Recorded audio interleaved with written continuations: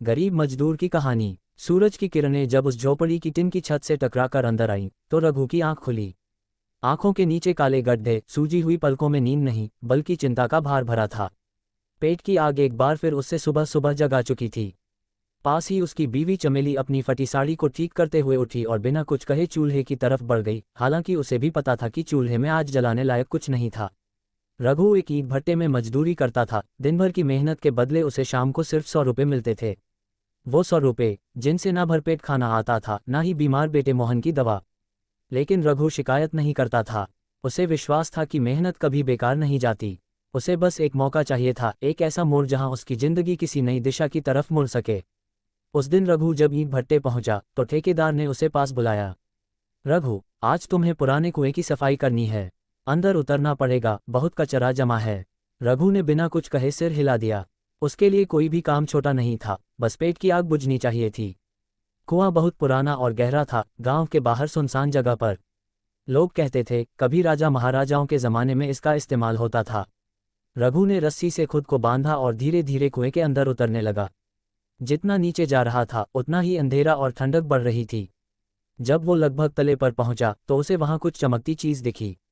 पहले तो उसने सोचा कोई कांच का टुकड़ा होगा, लेकिन जब उसने पास जाकर उसे उठाया तो वो एक पुरानी सोने की सिक्कों से भरी छोटी सी थैली थी।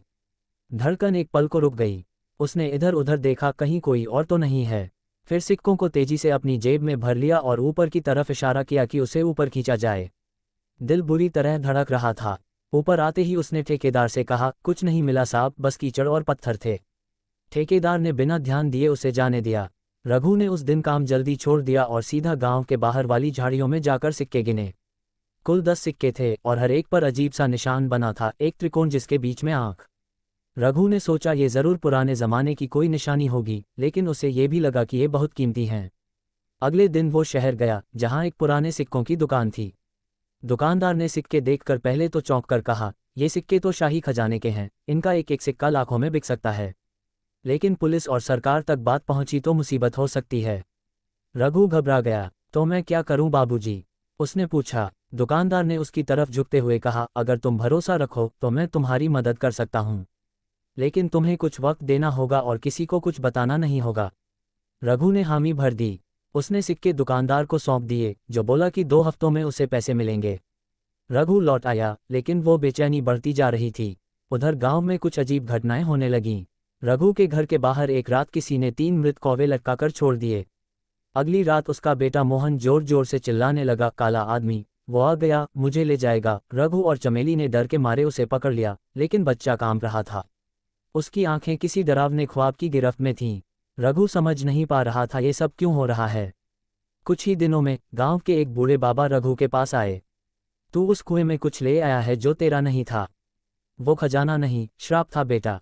रघु ने कुछ नहीं कहा, लेकिन उसकी आंखों में डर समा चुका था। उसने दुकानदार से मिलने शहर जाना चाहा, लेकिन दुकान बंद थी। लोग कहते थे कि वो आदमी अचानक सब कुछ छोड़कर भाग गया। अब रघु पूरी तरह से फंस चुका था। एक रात जब सब सो रहे थे, रघु की आंख फिर एक अजीब आवाज से खुली। बाहर जाकर देखा तो एक काला साया उसके घर की ओर बढ़ रहा था। डर के मारे रघु पत्थर की तरह जम गया।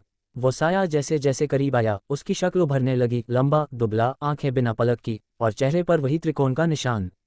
वो साया उसके सामने आ खड़ा हुआ और बोला, जिस चीज को तूने उठाया उसका मूल्य सोने से नहीं, आत्माओं से तय होता है। तुझे लौटाना होगा, लेकिन एक कीमत चुकाकर। रघु कुछ बोल नहीं पाया। आवाज फिर आई, तेरा बेटा। तभी साया हवा में घुल गया। रघु चीख पड़ा और घर की ओर भागा। मोहन बिस्तर पर नहीं था। चमेली चीखती हुई रो रही थी, मोहन कहाँ गया?